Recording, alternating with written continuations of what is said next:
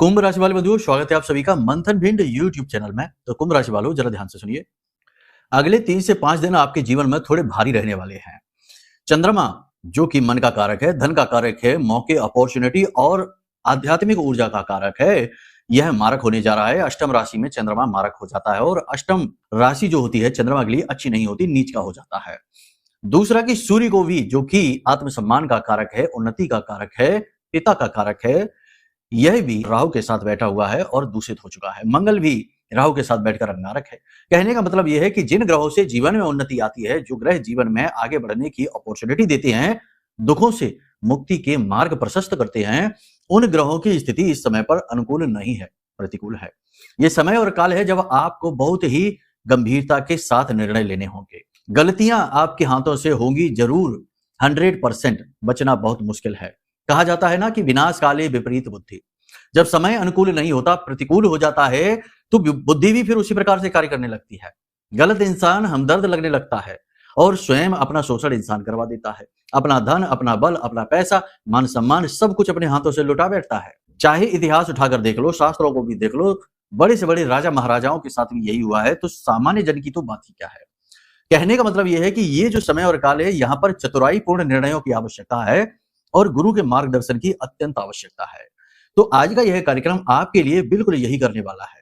इस कार्यक्रम को हमने पूर्ण ग्रह विवेचनों के आधार पर बनाया है, गोचरों के आधार पर बनाया है, आपकी मनोदशा, आपकी अंतरदशा के आधार पर कि आपके मन में क्या चल रहा है, उसके आधार पर यह कार्यक्रम बनाया है। हम आपके बारे में अध्ययन करते रहते हैं, आपकी राशि के बारे में जानते समझते हैं कि आपकी क्या स्थितियां इस समय पर चल रही हैं, उसी के आधार पर यह कार्यक्रम हमने बनाया है। और याद रखना कि कभी भी समय एक जैसा नहीं होता है, दुष्भाव में चलता है। हाँ, ये बात जरूर है कि कभी तीव्रता एक तरह के समय की, यानी अच्छे समय की तीव्रता अधिक होती है, कभी कमजोर समय की तीव्रता अधिक होती है, कालिख की तीव्रता अधिक होती है, लेकिन वहां पर भी उजलापन होता है। यानी कि नकारात्मक स्थितियां ग्रहों के अनुसार अवश्य हैं, लेकिन फिर भी गुरु का सपोर्ट है। गुरु तृतीय राशि में बैठे हुए हैं और आपको सपोर्ट अवश्य देंगे ही देंगे। इसी के साथ साथ हम आपको बता दें कि सबसे बड़ी बात यहां पर यह है कि सूर्य मंगल दोनों राहु से ग्रस्त अवश्य हैं, लेकिन दोनों ही मित्र हैं, राजा और सेनापति एक साथ हैं। तो इसका मतलब यह है कि कहीं ना कहीं बुद्धि जागृत रहेगी, आपको सहयोग समर्थन अवश्य मिलेगा। तो जहां एक तरफ नकारात्मकता है, वहीं दूसरी तरफ मौके, अपॉर्चुनिटी भी है। चतुराई इसी में है कि चीजों को भांप लिया जाए, समझ लिया जाए। कार्यक्रम की गहराई से विवेचना करेंगे, चीजों को अच्छी तरीके से समझाएंगे आपको और कुछ जरूरी सावधानियों के साथ साथ उपाय भी बताएंगे। जो उपाय हम आपको इस कार्यक्रम में बताने जा रहे हैं, वे उपाय 2 तरीके से फलित होंगे। पहला तो ये कि ये समय और काल की मांग है, यानी अगले कम से कम 3 से 5 दिन के लिए आपको ये उपाय जरूर करने होंगे। इसी के साथ साथ लॉन्ग टर्म में भी ये उपाय आपको लाभ देंगे, क्योंकि ये वैदिक पद्धतियों पर आधारित हैं, ग्रहों की ऊर्जाओं को अनुकूल करने का कार्य करते हैं। तो इन उपायों को जानना समझना आपके लिए बहुत अधिक लाभदायक है। इसी के साथ साथ हम आपको एक ऐसा शक्तिशाली उपाय भी बताएंगे, जो कि केवल 3 दिन के अंदर अंदर आपकी बड़ी से बड़ी इच्छा मनोकामना को पूर्ति करने का मार्ग खोलेगा। ठीक है, यानी कि आपको रास्ता बता देगा। जब अब समझने की बात यहां पर यह है कि कोई भी समस्या, बड़ी समस्या कब बनती है? जब उस समस्या से बाहर निकलना, समस्या से मुक्त होना लगभग नामुमकिन सा लगे, यानी हर तरफ से दरवाजा बंद हो गया है, तो वो समस्या विकराल हो जाती है। जो समस्या का हल हो जाता है, वो समस्या बड़ी कहां रही, वो तो समाप्त हो गई। कहने का मतलब यह है कि आपके जीवन में जो भी कठिन से कठिन, बड़ी से बड़ी समस्या इस समय और काल पर चल रही होगी, उस समस्या से मुक्ति के मार्ग मिल जाएं, फिर समस्या तो कट ही जाती है धीमे धीमे, अपनी समय अवधि के अनुसार। तो कहने का मतलब यह है कि ये उपाय आपको वो मार्ग दे देगा। करोड़ों का कर्जा है, कोई बात नहीं, विवाह नहीं हो रहा, कोई बात नहीं, विवाह में बाधा चल रही है, आपसी तनाव है, तलाक तक की नौबत आ गई है, कोई बात नहीं, इस उपाय को आप करके देखिए, चीजें अनुकूल होती चली जाएंगी और किस प्रकार से आपको परेशानी से मुक्ति मिलेगी, इसके रास्ते आपके सामने खुलते चले जाएंगे। बड़ा महत्वपूर्ण कार्यक्रम है, इसे अंत तक जरूर देखना। साथ ही साथ हम आपको बताएंगे 3 घटनाओं के विषय में जो आपके जीवन को नर्क बनाने वाली हैं। यदि जान जाओगे तो बच जाओगे, और नहीं जानोगे तो फिर जाके उन घटनाओं में जूझ ही जाओगे, डूब ही जाओगे। बिल्कुल वैसे ही आज का ये कार्यक्रम काम करेगा, जैसे कि आप सड़क पर जा रहे हैं, अनजाना रास्ता है, कभी उस रास्ते पर नहीं गए, लेकिन वहां पर क्या है कि बोर्ड लगे हुए हैं।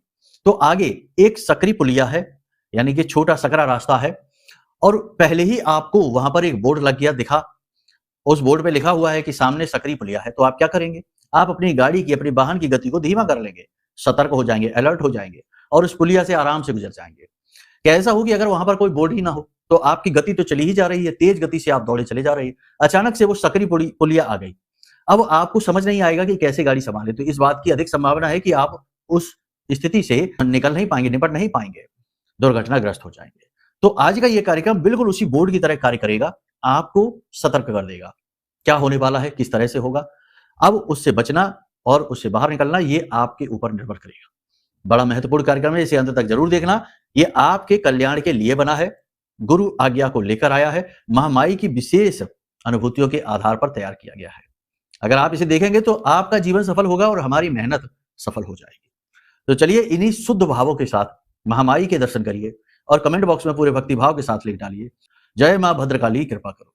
साथ ही साथ ये भी लिखिए कि हे महामाई, हम भी आपके परिवार के बालक हैं, आपके परिवार के सदस्य हैं, हिस्से हैं, हम पर कृपा बनाए रखना।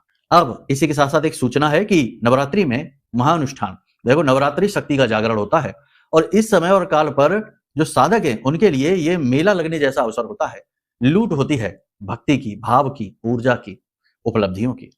तो अधिक से अधिक मेहनत करते हैं हम जैसे लोग जो शक्ति के साधक हैं। ऐसे में महामाई इस तरीके के प्लेटफॉर्म से जोड़ देती हैं, जैसे कि यूट्यूब है या कोई और, जिससे कि अधिक से अधिक लोग हमसे जुड़ते हैं और फिर ये दायित्व बन जाता है हम जैसे लोगों का कि सबका कल्याण भी हो, जो हमसे जुड़े भाव के साथ, महामाई से जुड़े।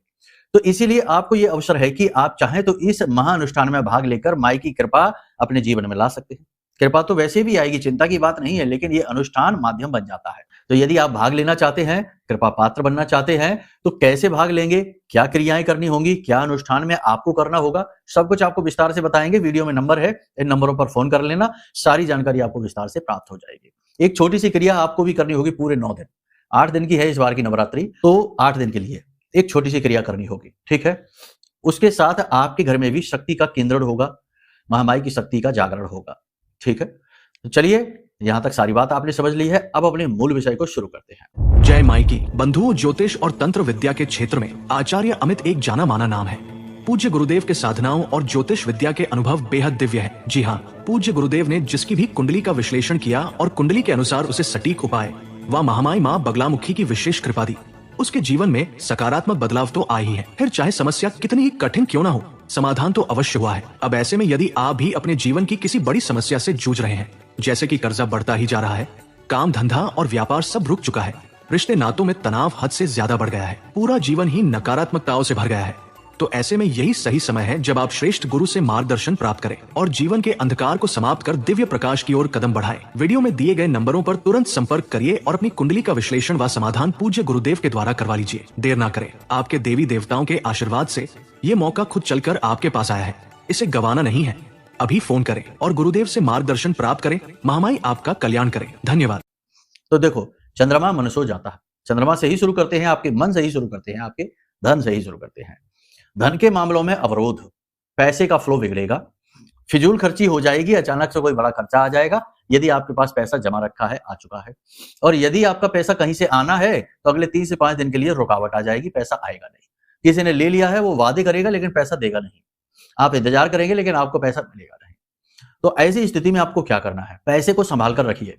हाँ, फिजूल खर्ची होगी, अब जो खर्चा आ जाता है वो तो करना ही पड़ता है, ऐसा तो है नहीं कि आप बच जाए। कोई रोग आ गया, कोई दोष आ गया, कोई बात हो गई तो पैसा तो लगेगा ही। अब इसमें आप क्या कर सकते हैं, इसमें आप ये कर सकते हैं कि जो आपकी फिजूल खर्चियां हैं, कोई लग्जरी आइटम है, कोई गैर जरूरी सामान है जो आप लेना चाहते हैं बस अपने शौक के लिए, तो ऐसी स्थितियों में थोड़ा सा सतर्क हो जाइए, पैसों को कंट्रोल करने की कोशिश करिए। याद रखना कि देखो, जीवन में विभूतियां होती हैं, ज्ञान एक विभूति है, धन एक विभूति है, सद्बुद्धि एक विभूति है, रिश्ते नाते भी एक विभूति है, यानी ईश्वर के द्वारा जो दिया गया वो प्रसाद एक विभूति है। इनका सदुपयोग जब इंसान करता है, मानव करता है, तो एक तरीके से वह दैवीय कृपा का पात्र बनता है, और जब दुरुपयोग करता है तो दैवीय प्रकोप का पात्र बनता है, क्योंकि किसी ने कुछ उपहार दिया, गिफ्ट दिया, और आपने उसको तोड़ मरोड़ कर फेंक दिया, तो सामने वाला तो नाराज होगा ही, है ना। सरल भाषा में इसी तरह से चीजें समझाई जा सकती है। हालांकि भगवान के विषय में इस तरीके की बातें शोभा भी नहीं देती, लेकिन क्या करे, करना पड़ता है। जैसे कि वेदों में कठिन ज्ञान है, उसे सरल करके पुराणों में रखा गया कथा कहानियों के माध्यम से, ताकि सबके लिए रुचि उत्पन्न हो जाए, ज्ञान रोचक हो जाए। ऐसा ही कुछ है। तो कहने का मतलब यह है, पैसे को संभाल कर रखिए। दूसरा, मन को संभाल कर रखिए।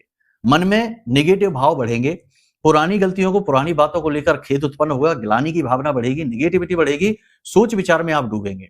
नकारात्मक होते चले जाएंगे। तो ऐसी स्थिति से आपको बचना है, अकेलेपन से आपको बचना है।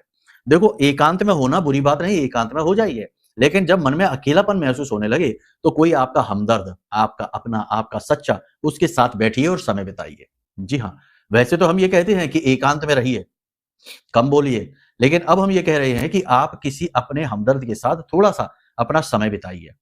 कहीं कुछ भी ना समझ में आए तो मंदिर चले जाइए, भगवान के सामने बैठ जाइए, उन्हीं से अपना नाता जोड़ लीजिए, उन्हीं को अपना पिता, उन्हीं को अपना सखा, उन्हीं को अपनी माँ बना लीजिए और उनसे मन की बात कहिए।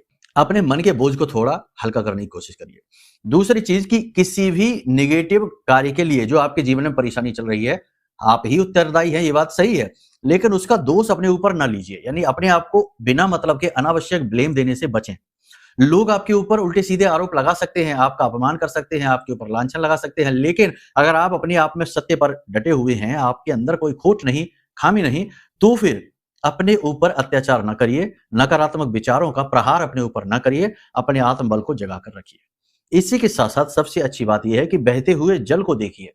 अगर आपके पास कोई जल का स्रोत है, नदी है, तालाब भी है, झील है, चलेगा। कोई जल का बड़ा स्रोत है यदि आपके आस-पास, तो उसे देखिए। कुछ भी नहीं तो अपने मोबाइल में ही ऐसा कुछ चित्र लगा लीजिए, कोई वीडियो लगा लीजिए, जिसमें कि बहते हुए जल का दृश्य हो, प्राकृतिक दृश्य हो, उसे आप देखिए। इसी के साथ रात्रि के समय चंद्रमा के दर्शन करिए, ये आपके लिए अत्यंत शुभ रहेगा। इसी के साथ-साथ अपनी दिनचर्या को भी व्यवस्थित करने की कोशिश करिए। अपने रोजमर्रा के कार्यों को सही समय पर निपटाने की कोशिश करिए, थोड़ा बहुत डिले होगा। थोड़ी बहुत आपको रोजमर्रा के कार्यों में असुविधा भी होगी, स्वास्थ्यगत समस्याएँ भी होंगी।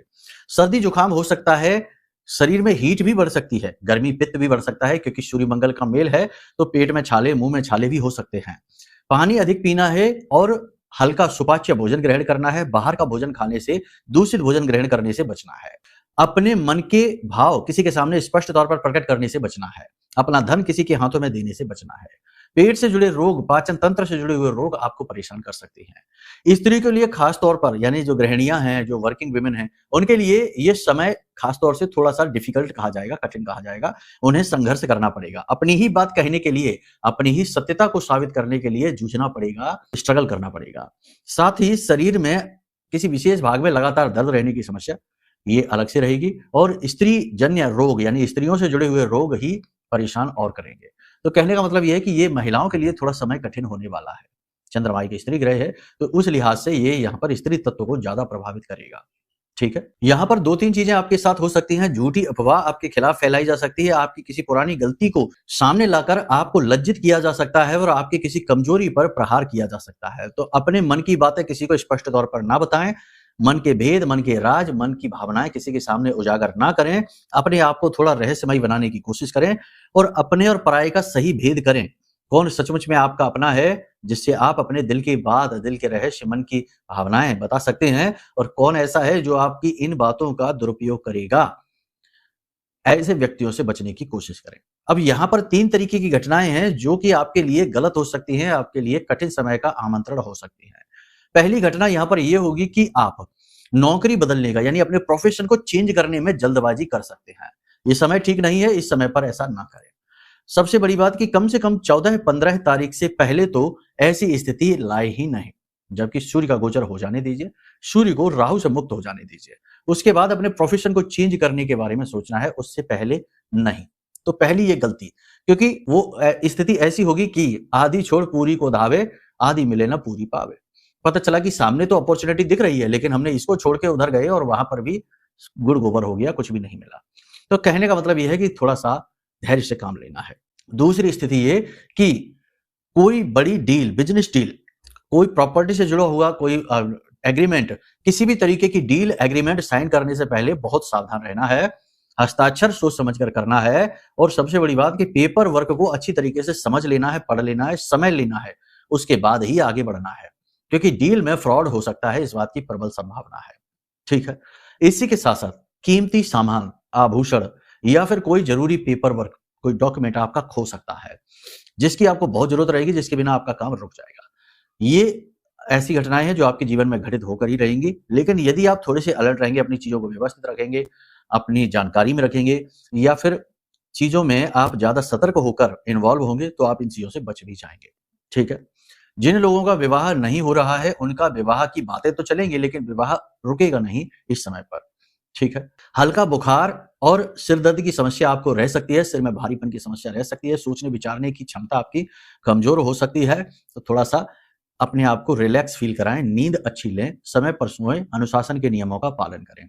सोशल मीडिया पर पर्सनल पोस्ट ना डालें, इस समय और काल पर राहु प्रबल है, आपकी ऊपर कई तरीके की चीजें आ सकती हैं, जैसे कि नजर, टोना टोटका, तंत्र मंत्र या फिर किसी प्रकार की कोई नेगेटिव चीज जैसे झूठे लांछन आरोप वगैरह, किसी तरीके का कोई फ्रॉड भी आपके साथ हो सकता है। जीवन साथी के साथ किसी भी बात को लेकर बहस ना करें, उनके साथ एग्री करें या फिर मौन हो जाएं। बहस करना आपके लिए ठीक नहीं होगा, आपके लिए खतरनाक होगा। इसी के साथ साथ आपके जीवन साथी किसी बात को लेकर आपसे जिद कर सकते हैं, तो उनकी बात को समझने की कोशिश करें, उनके मन को समझकर उनके साथ व्यवहार करें, मनमानी करने की कोशिश ना करें। दांपत्य जीवन में किसी प्रकार का छोटा-मोटा ही सही लेकिन तनाव उत्पन्न अवश्य होगा। आपको ऐसा लगेगा जैसे कि आपका जीवन साथी मनमानी कर रहा है, आपकी बात समझने की कोशिश नहीं कर रहा है, लेकिन मजबूरी में आपको उसका साथ देना ही पड़ेगा।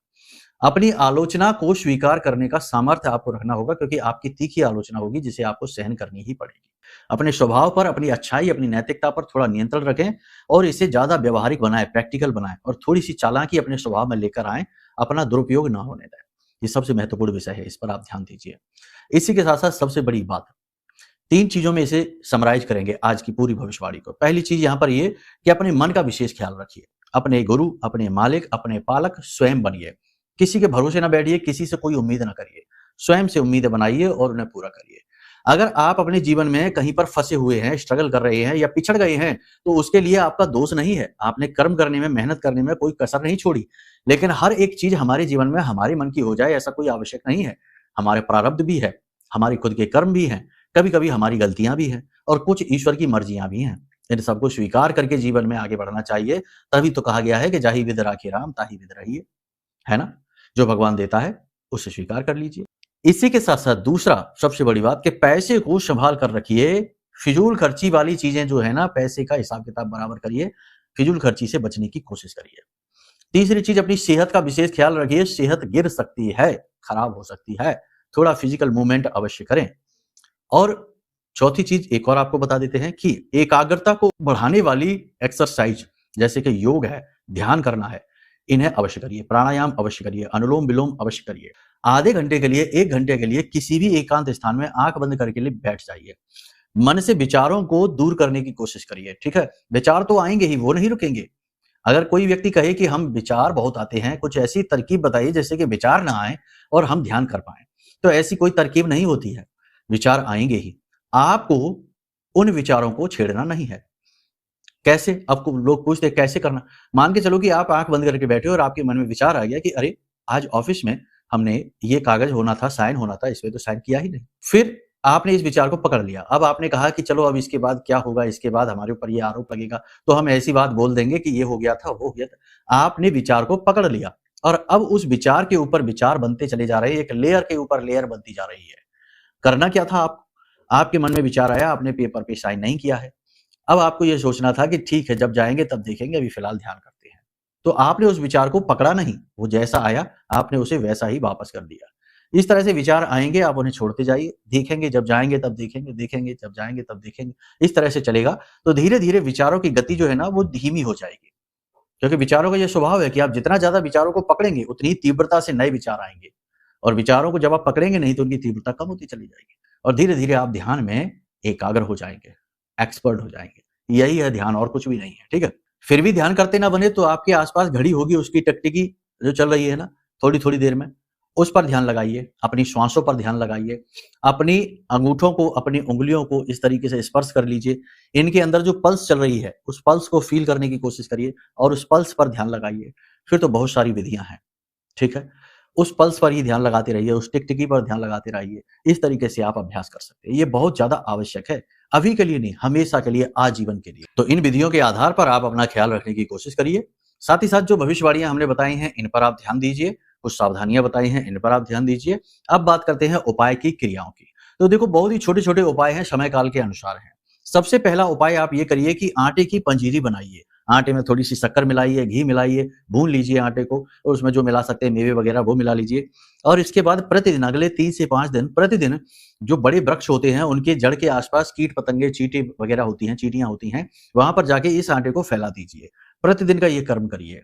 गाय को अपने हाथ से भोजन कराइए, यानी कि उसे रोटी खिला दीजिए या फिर उसे चारा अपने हाथों से खिलाइए। कच्चे आलू काट के बीच में थोड़ी हल्दी लगाकर पिसी हुई और ये आलू उसे खिलाइए। इसी के साथ-साथ अपने स्नान किए जाने वाले जल में थोड़ा-सा सफेद चंदन और थोड़ा-सा कच्चा दूध, हल्का-सा, ज़्यादा नहीं, 2 बूंदे ही, और थोड़ा-सा नमक, ये डाल दीजिए। इससे आपका चंद्रमा अनुकूल हो जाएगा, साथ ही साथ नेगेटिविटी भी दूर होगी। इन क्रियाओं को कर लीजिए, कोई बड़ी क्रिया नहीं है, जो भी कुछ था वो हमने कार्यक्रम में आपको बता ही दिया है एकाग्रचित्ता के लिए। अब देखो, आपके जीवन में अगर कोई बड़ी विषम परिस्थिति चल रही है तो उसका कारण तो आपकी कुंडली के पाप ग्रह योग हो सकते हैं, तो उसके लिए आप अपनी कुंडली दिखा लीजिए। वह आपकी व्यक्तिगत समस्या पर टारगेट करेगा और आपकी समस्या दूर होने में बड़ी जल्दी मदद मिलेगी। तो उसके लिए कुंडली आकलन कराइए। साथ ही साथ कभी जीवन में दुख ना आए, हमेशा नेगेटिविटी से आपकी सुरक्षा हो, इसके लिए महामाई का विशेष महारक्षा कवच है, यह हमने आपके लिए ही जागृत किया है। जिस भी व्यक्ति ने इस कवच को अपने जीवन में मंगाया है, उसके जीवन में इंस्टेंटली कुछ ना कुछ लाभ तो अवश्य प्राप्त हुए हैं। तुरंत से घर में नेगेटिविटी कम होती महसूस हुई है। कोर्ट कचहरी के विवाद हैं, सरकारी विवाद है, घर में क्लेश है, किसी प्रकार का तनाव है, कर्जा है, कोई समस्या है जिससे मुक्ति नहीं मिल रही है, तो ये परेशानियां बड़ी विषम होती हैं। इनका समाधान बहुत कठिन होता है, दैवीय कृपा से ही होता है। तो इस कृपा को प्राप्त करने के लिए यह महारक्षा कवच सर्वश्रेष्ठ समाधान है। आप इसे मंगा लीजिए, कुंडली आकलन करा लीजिए, आपका उद्धार हो जाएगा, क्योंकि यही है जीवन में सरलता का मार्ग। दैवीय कृपा और कुंडली और ग्रहों की समझ, बस फिर बचा ही क्या। यहीं से तो रास्ते खुलते हैं।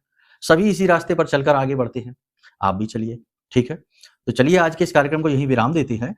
अब यदि मन में कोई प्रश्न उठे कि कुंडली आकलन कैसे कराना है, या महारक्षा कवच कैसे लेना है, या फिर महाअनुष्ठान में नवरात्रि का जो होने वाला है हमने बताया था, उसमें कैसे भाग लेना है, इन सब के लिए वीडियो में नंबर हैं, इन पर आप फोन कर लीजिए। 10 बजे से लेके शाम को 4 बजे के बीच फोन करिए, आपकी सारी शंकाओं का समाधान किया जाएगा, ठीक है? चलिए प्रेम से बोलिए, जय माई की, जय मां बगलामुखी। हमारे प्रिय और परम पूज्य आचार्य जी ने अपनी साधनाओं के अनुभवों पर आधारित शक्तिशाली उपाय और क्रियाओं के माध्यम से हजारों लोगों के जीवन को पूरी तरह से बदला है। आचार्य जी के द्वारा बताया गया हर एक उपाय इतना सटीक और कारगर होता है कि जो भी इसे पूरे भाव के साथ कर लेता है, उसे साक्षात महामाई की कृपा और आशीर्वाद प्राप्त हो जाती है। इसलिए निसंकोच इन उपायों को पूरे भाव के साथ करिए, आपका कल्याण होगा। जय माई की।